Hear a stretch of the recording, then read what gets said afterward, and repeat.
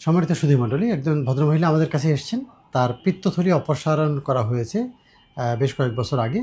পিত্তথলি অপসারণ করার পর উনি ভালোই ছিলেন।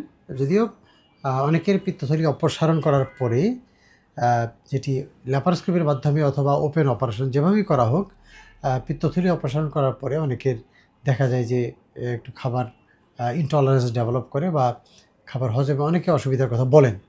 অনেক সময় দেখা যায় যে খাবার অল্প খাওয়াতেই স্যাটাইটি বা পেট ভরা ভরা অনুভূত হয়, অথবা ঠিকমতো হজম হতে চায় না, এরকম বলে থাকেন। যদিও এটি পরবর্তীতে আস্তে আস্তে ঠিক হয়ে যায়। কিন্তু এই পিত্তথলি যাদের অপসারণ করা হয়ে থাকে অথবা পাথর যাদের থাকে, তাদের শতকরা 10-30% দেখা যায় পিত্তনালীতে পাথর হয়। যেমন একটু পেশেন্ট আমাদের কাছে এসেছেন, যার পিত্তথলি অপসারণ করা হয়েছে 10-12 বছর আগে। এখন আমাদের কাছে পেট ব্যথার জন্য এসেছেন। আমরা এমআরসিপি করে দেখলাম, তার পিত্তনালীতে সুন্দর দুটো পাথর রয়েছে, বেশ বড় বড়।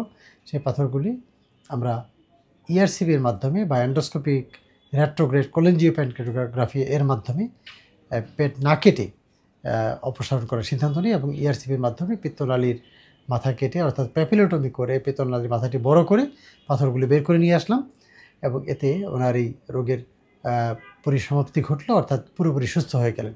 আপনার ভিডিওতে দেখতে পাচ্ছেন, আমরা প্রথমে পিত্তনালীর মাথাটা কাটলাম এবং যেটিকে বলা হয় প্যাপিলোটমি, তারপর রাস্তাটা বড় করলাম এবং বেলুনের মাধ্যমে পাথরটি পুরোপুরিভাবে বের করা হলো।